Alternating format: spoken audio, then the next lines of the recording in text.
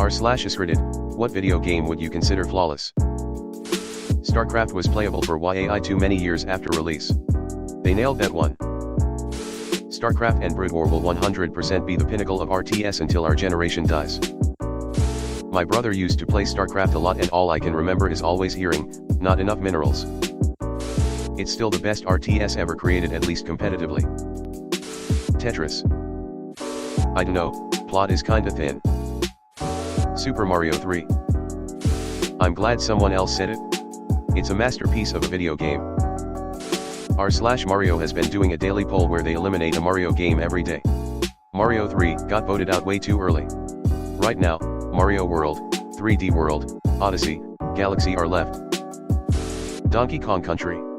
It's a beautiful, well-balanced expansion of a classic franchise character that pushed the envelope on what the Super Nintendo could do and brought some fresh elements to the platforming genre.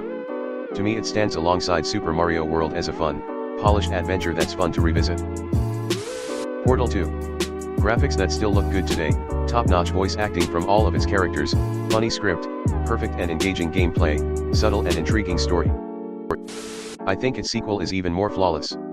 The first game is great, an iconic achievement on the SNES. But its boss fights leave a lot to be desired, something the later games vastly improve upon. Plus the soundtrack was amazing.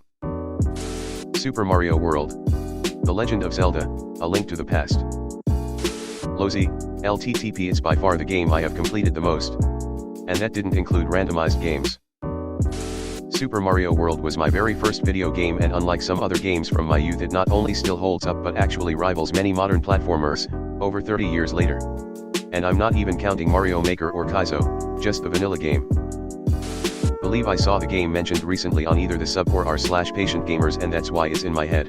But, Medal of Honor Frontlines D-Day Invasion level. What a great intro level to kick off the game. Patterson. Single-handedly win the war.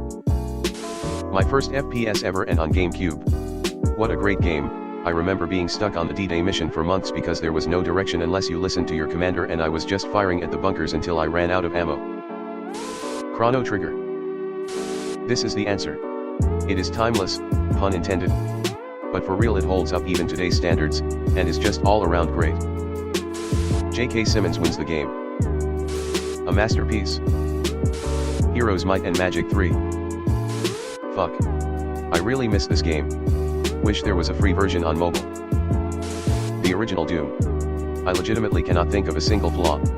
Great movement, enemies, weapon variety, level design, music, aged like fine wine. Yeah, I'd say Doom.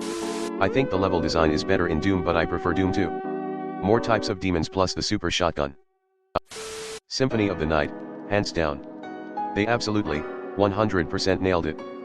The gameplay is buttery smooth, the music is memorable and phenomenal, the graphics are amazing. It's a masterpiece. What is a man? A miserable little pile of secrets. Metal Gear Solid. I will personally put my house on a lien if Hideo Kojima were to make a Frank Jagger/Grey Fox origin game on his own terms.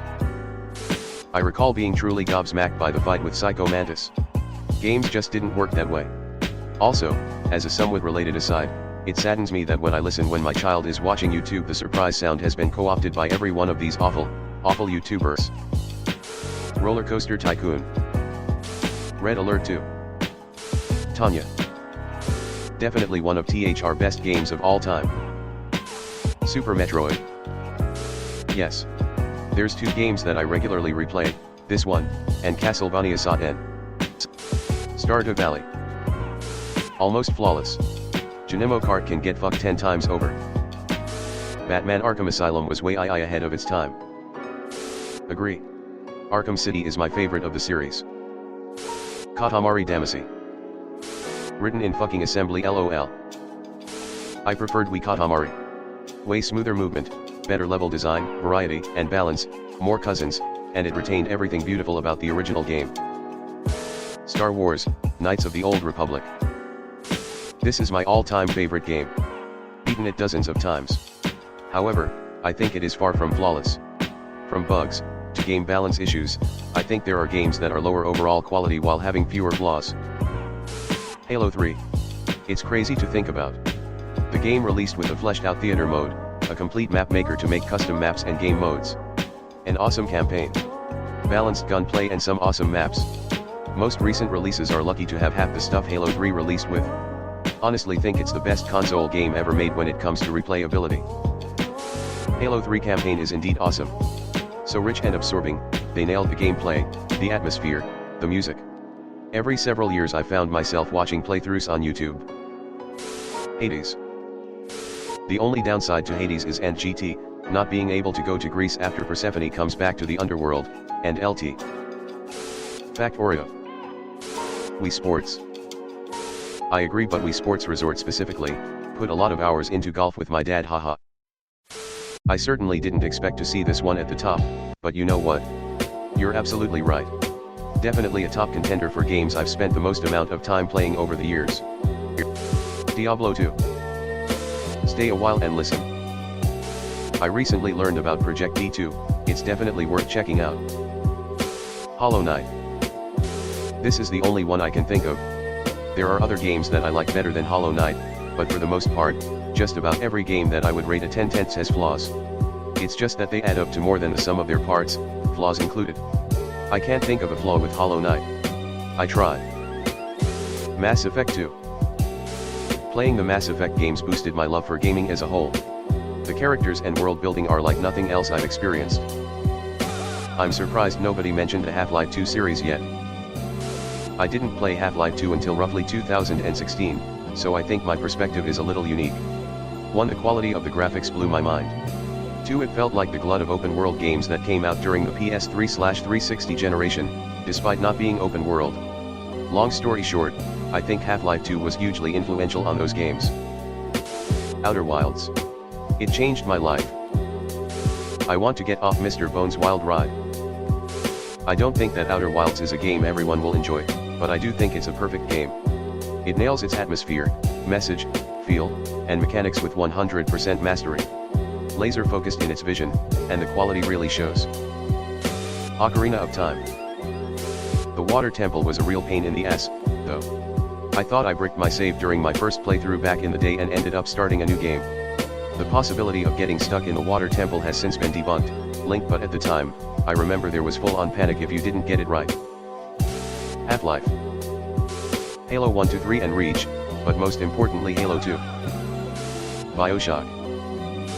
Was hoping to see this here. Especially once you got to the big twist and realize what all the different audio tapes had been hinting at. Fallout, New Vegas. It's a buggy, shoestring budget 18-month passion project. And it's the best goddamn RPG ever made. Not a very easy question.